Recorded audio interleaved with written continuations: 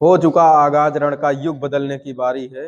हो चुका आगाज रण का युग बदलने की बारी है। टॉपर तो वही बनेगा जिसकी मेहनत जारी है। तो दोस्तों, हम आपको पढ़ा चुके थे मुख्य अक्ष तक, ठीक है, जो कि पेपर में हूबहू 100% मान लीजिए कि फंसने वाला सवाल है, ठीक है।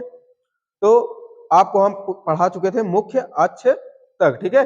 अब बात आ जाती है कि फोकस, मुख्य फोकस क्या होता है, ठीक है। मुख्य फोकस किसे कहते हैं? मुख्य फोकस, मुख्य फोकस।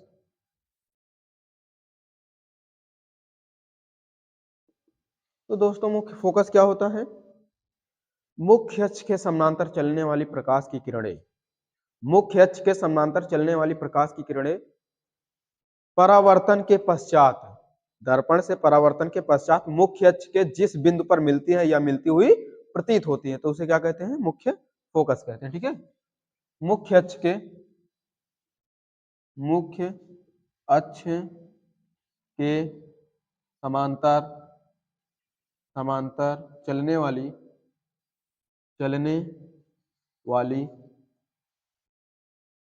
प्रकाश की किरणें, प्रकाश की किरणें, किरणें परावर्तन के पश्चात, दर्पण से परावर्तन, परावर्तन के पश्चात, के पश्चात मुख्य अक्ष के, मुख्य अक्ष के, अक्ष के जिस बिंदु पर, जिस बिंदु पर, बिंदु पर मिलती हैं, मिलती हैं या मिलती हुई, मिलती हुई प्रतीत होती हैं, प्रतीत होती हैं, प्रतीत होती हैं, उसे मुख्य फोकस कहते हैं। मुख्य फोकस कहते हैं, ठीक है। तो मुख्य अक्ष के समानांतर चलने वाली प्रकाश की किरणें परावर्तन के पश्चात मुख्य अक्ष के जिस बिंदु पर मिलती हैं या मिलती हुई प्रतीत होती है, तो उसे क्या कहते हैं?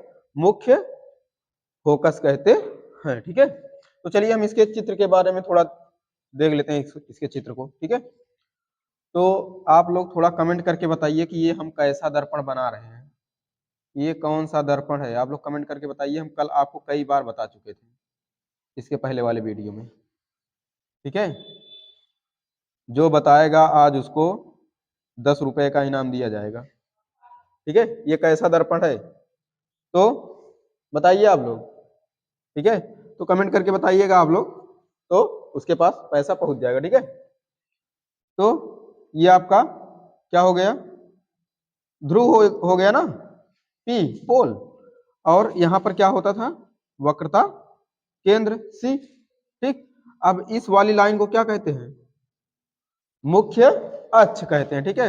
यही तो बताया था ना कि वक्रता केंद्र और ध्रुव को मिलाने वाली रेखा को क्या कहते हैं? मुख्य अक्ष कहते हैं, ठीक है। तो इसमें फोकस बताया है, तो इसमें परिभाषा में देखिए क्या है? मुख्य अक्ष के समानांतर, समांतर, ठीक है। तो मुख्य अक्ष के समानांतर ये किरण जा रही है, ठीक। ये किरण कहां से आ रही है? पता नहीं कहां से आ रही, अनंत से आ रही, ठीक है। ये किरण अनंत से आ रही है, मुख्य अक्ष के समानांतर जा रही है, ठीक है। मुख्य अक्ष है, इसके समानांतर यही तो होगा, ठीक। मुख्य अक्ष के समानांतर गई और ये दर्पण है। कैसा दर्पण है तो आप लोग कमेंट करके बताइएगा, ठीक है। यहां से टकराई और टकरा करके यह इसका परावर्तन हो गया, ठीक। अब एक चीज बात आती है कि यहाँ पे नीचे ही क्यों इसका परावर्तन हो गया? बात तो ये भी आती है ना, क्योंकि यहाँ पर देखिए इसका फिसलन किस तरफ बना है? ढलान, जिस तरफ ढाल होता है उसी तरफ किरण जाती है। या फिर ऐसे मान लीजिए कि आप अगर पानी को गिरा रहे हैं तो जिधर ढाल होगा उधर ही पानी जाएगा, ठीक है। इसीलिए या यहाँ से ये किरण गई और यहाँ से टकराई, तो ढलान किधर है? नीचे की तरफ है, तो यहाँ से यह इसका परावर्तन नीचे की तरफ से होकर के यह मुख्य अक्ष के इस बिंदु पर मिल जाएगा, ठीक है। अब इसी प्रकार से हम कई किरणें भेज देंगे, ठीक है। आपका जितना मन करे उतना किरण आप भेज सकते हैं, ठीक है। आप स्वतंत्र हैं इसके लिए, कोई दिक्कत वाली बात नहीं है, ठीक है। तो यहाँ से आप कई किरण भेज सकते हैं। फिर आप नीचे से भी भेज सकते हैं, ठीक है। यहाँ से टकराएगी तो ये ऐसे निकल जाएगी, ठीक।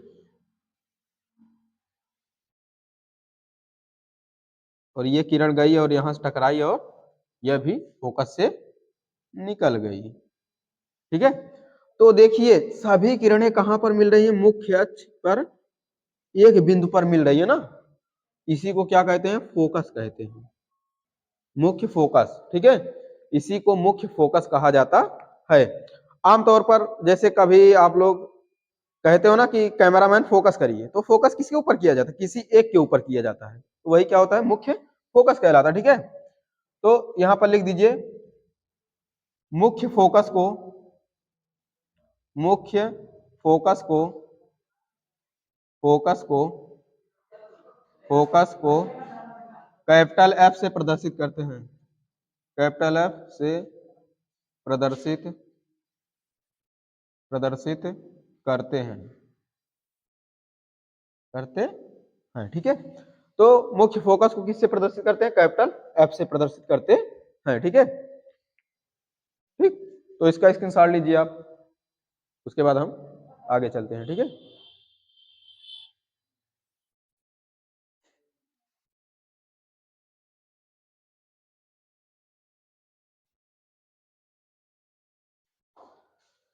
तो चलिए अब हम आ जाते हैं कि फोकस दूरी क्या होती है, ठीक है। फोकस दूरी पर हम आ जाते हैं कि फोकस दूरी कहते किसे हैं, ठीक है। इसको ट्रेस करें, चलिए।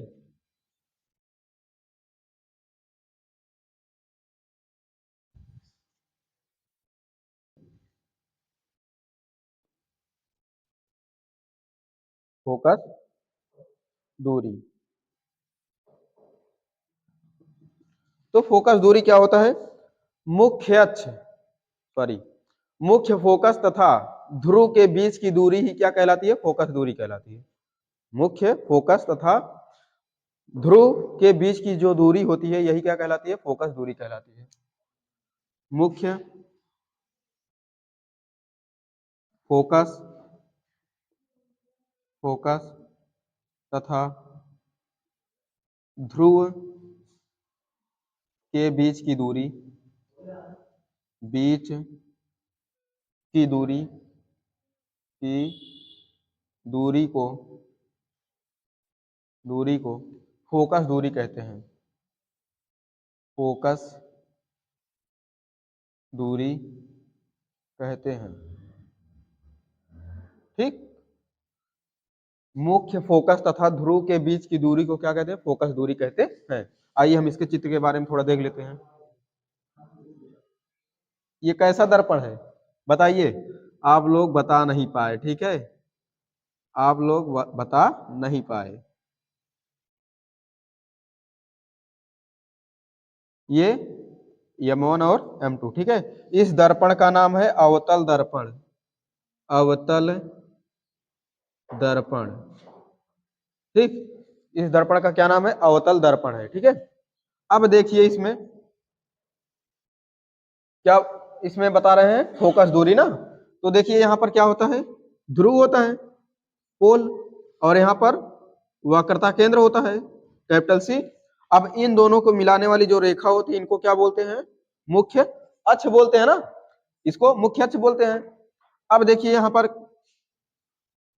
क्या था, मुख्य फोकस था, ठीक। अब आइए थोड़ा हम परिभाषा पर चलते हैं। इसके परिभाषा में क्या बोला गया कि मुख्य फोकस तथा ध्रुव के बीच की दूरी, मुख्य फोकस तथा ध्रुव के बीच की जो दूरी होती है यही क्या कहलाती है, फोकस दूरी कहलाती है, ठीक है। इसके जो बीच की जो दूरी होती है यही क्या कहलाती है, फोकस दूरी कहलाती, सॉरी, फोकस दूरी कहलाती है, ठीक है। अब आइए यहाँ पर थोड़ा हम ध्यान देने योग्य बातें कर लेते हैं। फोकस दूरी को, फोकस दूरी को, दूरी को स्मॉल एफ से, स्मॉल एफ से प्रदर्शित करते हैं, प्रदर्शित करते हैं, ठीक, तो फोकस दूरी को स्मॉल एफ से प्रदर्शित करते हैं, ये देखिए। ठीक, तो अब बात आती है कि वक्रता त्रिज्या क्या होती है। वक्रता केंद्र तो हम पढ़ चुके हैं, वक्रता त्रिज्या क्या होती है। तो कभी आप लोग वृत्त पढ़े हैं ना, वृत्त का आधा भाग क्या कहलाता है, व्यास कहलाता है, और व्यास की जो आधी होती है वह क्या कहलाती है, त्रिज्या कहलाती है। ठीक है, तो चलिए हम उसके बारे में थोड़ा जान लेते हैं। त्रिज्या, इसको मिटाएं, इसको आप लोग उतार लीजिए थोड़ा सा। चलिए अब हम आते हैं वक्रता त्रिज्या पर। वक्रता त्रिज्या क्या होती है। वक्रता त्रिज्या, तो वक्रता त्रिज्या किसे कहते हैं। इसको दो तरीके से हम बता सकते हैं। ठीक है, गोली दर्पण का परावर्तक पृष्ठ जिस गोले का भाग होता है उसकी त्रिज्या को क्या कहते हैं, वक्रता त्रिज्या कहते हैं। या तो हम बता क्या सकते हैं कि मुख्य फोकस तथा वक्रता केंद्र के बीच की जो दूरी होती है वही वक्रता त्रिज्या कहलाती है। ठीक है, कोई दिक्कत नहीं है। यहां पर वक्रता केंद्र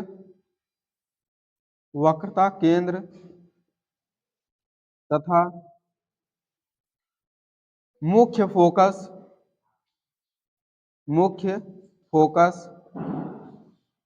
के बीच की दूरी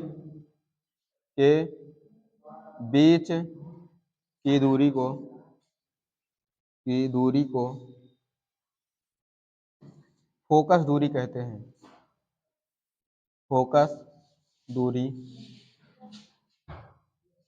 कहते हैं। ठीक है, वक्रता केंद्र तथा मुख्य फोकस के बीच की दूरी क्या कहलाती है, फोकस दूरी कहलाती है। आइए हम इसके चित्रों के बारे में थोड़ा सा डिस्कशन कर लेते हैं। ये कैसा दर्पण है, अवतल दर्पण है। ठीक है, ये आपका अवतल दर्पण है। ठीक है, इसका नाम क्या है, M1 और M2 है। ठीक, यहां पर क्या होता है, ध्रुव होता है, पोल, और यहाँ पर वक्रता केंद्र होता है C, और ये क्या कहलाती है, वक्रता केंद्र और ध्रुव को मिलाने वाली रेखा मुख्य अक्ष कहलाती है। यहाँ पर इसका क्या होता है, मुख्य फोकस होता है। अब फोकस तथा ध्रुव के बीच की दूरी क्या कहलाती है, फोकस दूरी कहलाती है, स्मॉल f। ठीक है, अब देखिए इसमें वक्रता त्रिज्या की बात हो रही थी ना, तो वक्रता केंद्र तथा मुख्य फोकस, वक्रता केंद्र और मुख्य फोकस के बीच की जो दूरी होती है वही क्या कहलाती है, वक्रता त्रिज्या कहलाती है। तो यहाँ से यहाँ की जो बीच की जो दूरी होगी यही क्या कहलाएगी, वक्रता त्रिज्या कहलाती है। ठीक है, देखिए वक्रता त्रिज्या को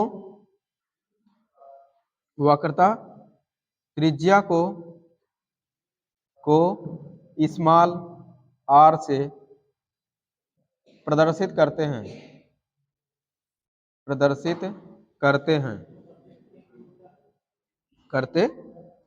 ठीक है, वक्रता त्रिज्या को स्मॉल r से प्रदर्शित करते हैं।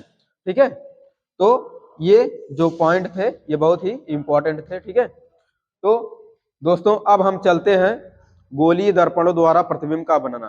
ठीक है, गोलीय दर्पणों द्वारा प्रतिबिंब कैसे बनता है, किस दर्पण में कैसे बनता है, अवतल दर्पण में कैसे बनता है और उत्तल दर्पण में कैसे बनता है, तो उसके बारे में हम अगले वीडियो में डिस्कशन करेंगे। आई होप, मुझे आशा है कि आपकी पढ़ाई बहुत ही अच्छे तरीके से चल रही होगी। ठीक है, अगर नहीं भी चल रही तो आप पढ़ना स्टार्ट कर दीजिए क्योंकि टाइम बहुत कम बचा है।